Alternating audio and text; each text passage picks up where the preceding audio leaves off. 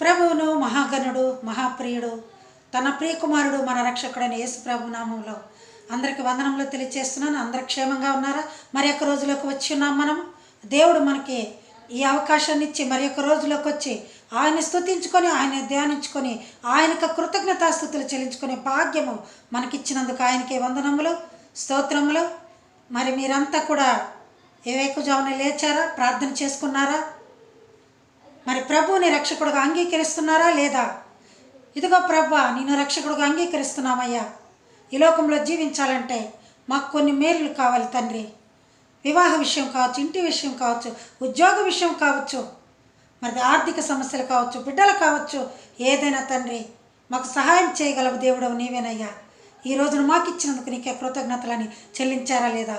ప్రియమైన దేవుని బిడ్డలారా, చాలామంది అయితే మరి మరి ప్రార్థనకు వస్తుంటారు, చర్చికి వెళ్ళినప్పుడు ప్రార్థనకు వస్తుంటారు, ఆ చర్చిలో కూర్చుంటారు. మరి ప్రతి ఆదివారం చర్చికి వెళ్తున్నామని చెప్తుంటారు, కానీ మరి బైబిల్ చదివేటప్పుడు ఆ రెఫరెన్సులు తీయడానికి కూడా కొంతమందికి తెలియదు. బాగా చదువుకొని ఉంటారు, మరి ప్రతి వారం ఆదివారం చర్చికి వెళ్తున్నాము, పాస్టమ్మ గారు మాకు అన్నీ తెలుసు, బైబిల్ అన్నీ తెలుసు, పాటలు చక్కగా పడతారు, అన్నీ చేస్తారు. కొంతమందికి ఆ రెఫరెన్సులు తీయటానికి తెలియదు. అంటే బైబిల్ ఎంత మాత్రం కూడా వాళ్ళు తెరవట్లేదు. ఇంటిలో కూర్చున్నప్పుడు ఆ బైబిల్ని ఆ అరమరలలో పెట్టేసి లేకపోతే బీరువాలో పెట్టేసి తాళాలు వేసుకుంటున్నారు. జీవగ్రంథమును బయటకు తీయట్లేదు. జీవగ్రంథంలో మన జీవనదులు ఉన్నాయని, మన ప్రాణం అందులో ఉన్నదని ఎవరు గ్రహించట్లేదు. మనం ఈరోజు జీవించాలంటే, ప్రతిదీ అడగాలంటే ఆ బైబిల్ ద్వారానే అడగాలి.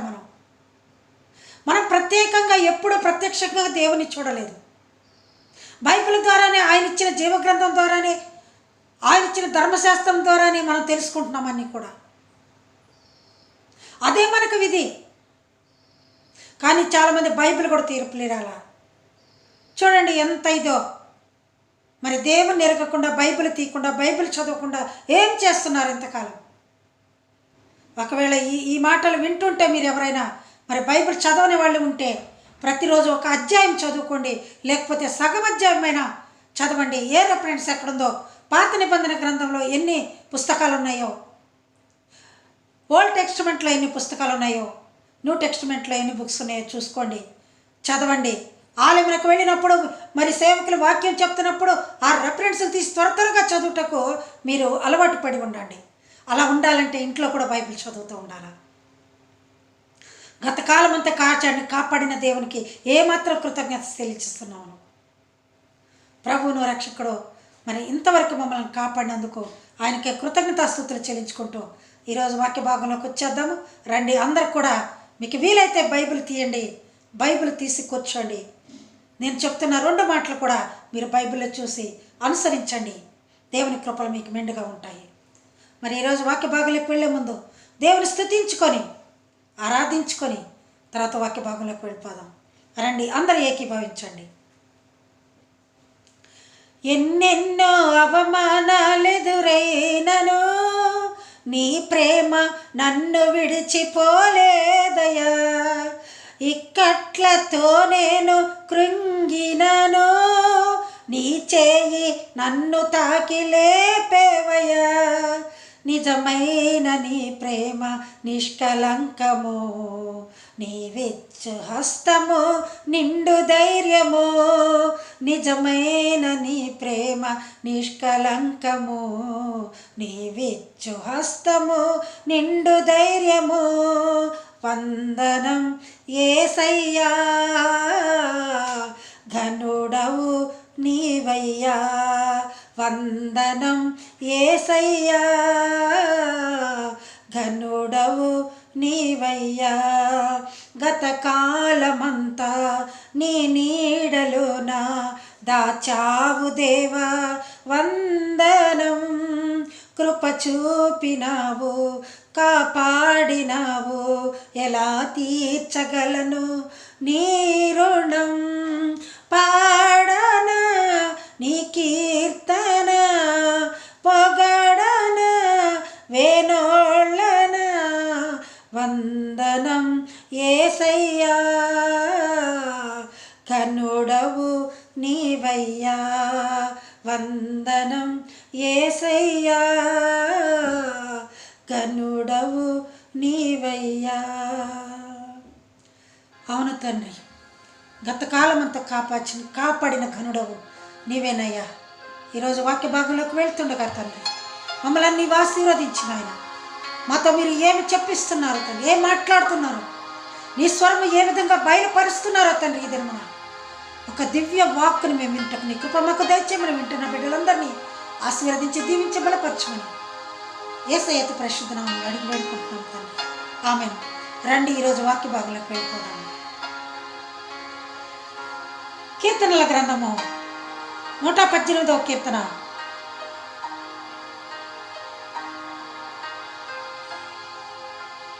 17వ వచనం. 118వ కీర్తన 17వ వచనం చూసుకుందాము. రండి, బైబిల్ తీయండి. ఈరోజు ఆయన ఇచ్చిన వాగ్దానం చూసుకుందాం. మనము ఆయన మనకి ఏ వాగ్దానం అయితే ఇచ్చున్నాడో ఆ వాగ్దానం ఈరోజు మనం చూసుకోబోతున్నాము. రండి, 118వ కీర్తన 17వ వచనం. నేను సావను సజీవుడనై యెహోవా క్రియను వివరించెదను. నేను చావను సజీవుడనై ఆయన క్రియలు వివరించదను. నేను చనిపోక ముందే ఆయన క్రియలు వివరించాలి. ప్రియులారా, ఎవరైనా మన వాళ్ళు చనిపోయినప్పుడు, లేకపోతే మనకిష్టమైన వాళ్ళు, లేకపోతే బంధువులు, స్నేహితులు ఎవరైనా కావచ్చు, వారి గురించి కొన్ని మంచి కార్యాలు చెప్పుకుంటాం మనం. అయ్యో, అతను వెళ్ళినా కూడా, ఆమె చనిపోయినా కూడా ఆమె ఒక మంచి వ్యక్తి, అతను ఒక మంచి వ్యక్తి, అతని గురించిన మంచి క్రియలు చెప్పుకుంటాం. అలాగే ప్రభువుని గురించి దావీదు మహారాజు చెప్తున్న మాట ఏమిటంటే, నేను చావను, యెహోవా ఆశ్చర్య కార్యములు నేను వివరించదను. ఆయన చేసిన క్రియలను వివరించదను, ఆయన చేసిన పనులను. ఆయన ప్రియకుమారుని ద్వారా, ప్రభువైన యేసుక్రీస్తు ద్వారా ఎన్ని క్రియలు జరిగించున్నాడు. జీవమే లేకుండా బ్రతుకుతున్న వారికి జీవనదిని కల్పించిన ఆయన, జీవం అంటే ఎరుగనటువంటి వారు పాప పని జీవమును పట్టుకొని వేలాడుతున్న వాళ్ళకి నిజమైన జీవనదిని కల్పించిన వాడు జీవనది అయిన మన ప్రభువు. ఆనాడు సమరయ స్త్రీ యాకోబు బావి దగ్గరికి ఒంటరిగా నీళ్ళకి వచ్చింది. ఆమె బ్రతుకుతూ ఉంది, నడుస్తుంది, కుండ సంకలో పెట్టుకుంది. 5 భర్తలతో జీవించి 6వ భర్తను ఇంట్లో పెట్టి వచ్చిన ఆమె ఎండ వేళలో, మధ్యాహ్నం వేళలో నీటి కొరకు ఒంటరిగా వస్తూ ఉంది. ఎంతో భయంతో వస్తున్నది. ఆమె చేసిన పాపమును బట్టి వణికిపోతూ వస్తున్నది. ముసుగు ధరించుకొని ఆ కుండ సంకలో పెట్టుకొని, ఆ కుండ ఏమై ఉంటుంది ప్రియులారా? నీళ్ళ కుండ, దాహం కుండ. దాహంతో వస్తుంది నీళ్లు తీసుకుపోవటానికి. అక్కడ మన ప్రియరక్షకుడు, పాప విమోచకుడు, పాపపు దాహం తీర్చదలసిన వాడు ఆయన కూర్చొని ఉన్నారు అక్కడ. నా ప్రియ బిడ్డ ఇక్కడికి వస్తుంది, ఆమె పాపపు దాహంని తీర్చాలనుకున్నాడు. బిడ్డ ఒంటరిగానే వస్తుంది, ఎవరు తోడు లేరు ఆమెకి. మనసులో ఎన్నో ఉండవచ్చు, ఏదో జీవితం జీవిస్తుంది. ఏ జీవితం జీవించిన ఆమెకి ఆ తృప్తి అనేది లేదు. ఆ పాపపు దాహం నుంచి విడుదల కాకుండా పాపపు దాహం అనే దాహంతో ఇంకా పోరాడుతూ ఉంది. ప్రభువారు వచ్చి అక్కడ కూర్చొని ఉన్నారు. నాకు దాహంకి మమ్మ, అయ్యా నీవు యూదుడివి, నేను సమరయ స్త్రీని, నేను నీకు నీళ్ళు ఇవ్వకూడదు, అయినా నేను ఇచ్చే నీళ్ళు మరి నీవు తాగకూడదు. చేతుకున్నట్టుకు చాంతాడు కూడా లేదయ్యా నీ దగ్గర, నీళ్ళు ఎలా వస్తాయి బయటికి? నేనైతే చాలా దూరం నుంచి వచ్చి తీసుకెళ్తున్నాను అన్నప్పుడు ప్రభువారు, అమ్మ నీవిచ్చే నీళ్ళు తాగితే ఒకవేళ నాకు మరలా దప్పికవుతుంది, నేను ఇస్తాను మంచి నీరు నీకు. అబ్బా, ఎంత మంచి మాట! చప్పట్లు కొడదాం ఒకసారి. మంచి నీళ్లు నీకు ఇస్తానమ్మా నేను, నీకు ఎప్పటికీ దప్పికొనవు. నువ్వు ఈ నీళ్ళు, ఈ బావిలో నీళ్ళు తాగుతూ ఉంటే నీకు దప్పిక అవుతూనే ఉంటాయి. నువ్వు ఎండవేళలు ఇలా కడవ సంకన వేసుకొని వస్తూ ఉంటే ఆ నీళ్ళు ఎన్ని తాగినా నీకు దప్పికవుతుంటాయి. ఎందుకంటే నీ జీవితం సరైనది కాదు. నీకు దాహం తీర్చేది ఈ నీళ్ళు కాదమ్మా, నేనిచ్చే జీవనదులు. ఆ నీరు త్రాగు, నీకు ఎన్నటికీ దప్పికొనవు. అవునా ప్రభా, అలాంటి నీళ్ళు ఇస్తావయ్యా? నీవెవరు అసలు? నీవెవరవయ్యా? ఆ నీళ్ళు నాకు ఇవ్వు, నేను ఇస్తానమ్మా నీకు నీళ్ళు. కానీ నీ వెళ్ళి నీ భర్తను తీసుకొచ్చుకో. ఆమెను పరీక్షిస్తున్నాడు, యథార్థత చెప్తుందా లేదని. ఆమె చెప్తుంది, చెప్పని కూడా ఆయనకు తెలుసు. ఆయన పరీక్షిస్తూ ఉంటాడు దేవుడు. మన జీవితం ఆయనకు తెలియదా? మన జీవితం ఎంతవరకు సాగుతుందో, ఎలా వెళ్తామో మనకు దేవునికి తెలియదా? ఆయన పరీక్షిస్తుంటాడు మనల్ని. ఆమెను పరీక్షించినప్పుడు ఆమె చెప్తుంది, అయ్యా నాకు భర్త లేడు, నేను ఒంటరిదానను. నీ ఒంటరిదానివా? అలాగైతే అమ్మా, నీకు 5 భర్తలు ఉన్నారు, ఇప్పుడు కూడా ఒక భర్తని ఇంట్లో పెట్టి వచ్చున్నావు. ఆమె గుండె జారిపోయింది ఆ మాటతో. ఎందుకంటే ఆమె మనసులో ఉన్నాయని ఆమె చీకటి జీవితం అంతా వెలుగులోకి తీసుకొచ్చి, లోకమునకు వెలుగై ఉన్న ప్రభు వారు వెలుగుని బట్టబయలు చేశారు ఆమె చీకటి జీవితాన్ని. అయ్యా నిజమేనయ్యా అని అనుకున్నది ఆ గుండెలు పగిలిపోయినాయి. ఆమె చెడు ఆలోచనతో చెప్పగలిగిన ఈయనెవడు మహాత్ముడు, ఈయనెవరు ప్రవక్త, ఎలాంటి వాడో అనుకొని ఆ కుండను అక్కడే విడిచిపెట్టేసి పరిగెత్తుకుంటా ఊర్లోకి వెళ్ళిపోయింది. కుండను విడిచిపెట్టింది. ఏమి కుండ అది? పాపపు కుండ. పాపపు కుండ విడిచిపెట్టింది. ఆమెకి ఇక దాహం తీరిపోయినది. ఎందుకంటే జీవజల నదులు ఆయన ఇచ్చి ఉన్నాడు. ఆయన ఇవ్వబట్టి ఆ జీవజల నదులతో అంత శక్తితో అంత ఆరోగ్యంతో పరిగెత్తుకుంటా వెళ్ళిపోయి అప్పటికి ఆమె జీవితం చీకట్ల నుంచి వెలుగులోకి వచ్చి ఉన్నది.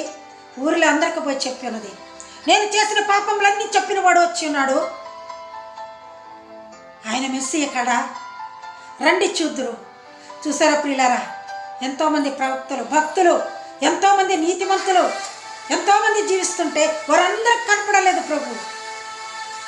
ఆమె యొక్క సమరయ స్త్రీ యొక్క పాపపు దాహము తీర్చుటకు ఆయన యాకోబు బావి దగ్గరికి 2 వేళలో వచ్చిన్నాడు.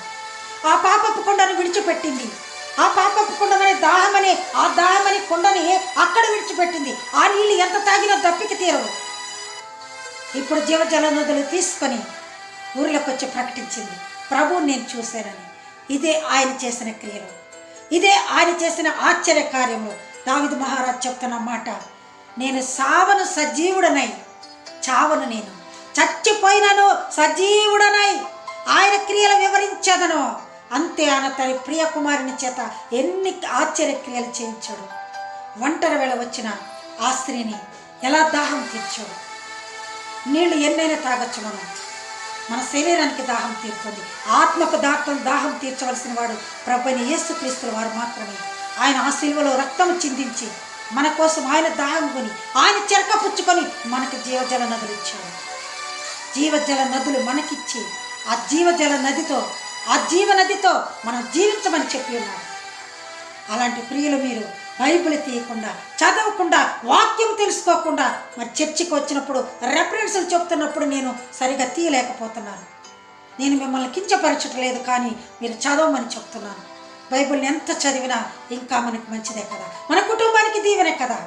ఒంటరిగా వచ్చిన స్త్రీ దాహంతో, పాపపు దాహంతో వచ్చిన స్త్రీకి పాపపు దాహం తీర్చి ఆ పాపపు కుండను విడిచిపెట్టి జీవనదినిచ్చి పంపిన దేవుడు నీకు నాకు కూడా ఇస్తాడు. ఒంటరివి కావు ఏనాడు నీవు, నీ తోడు యేసు ఉన్నాడు చూడు.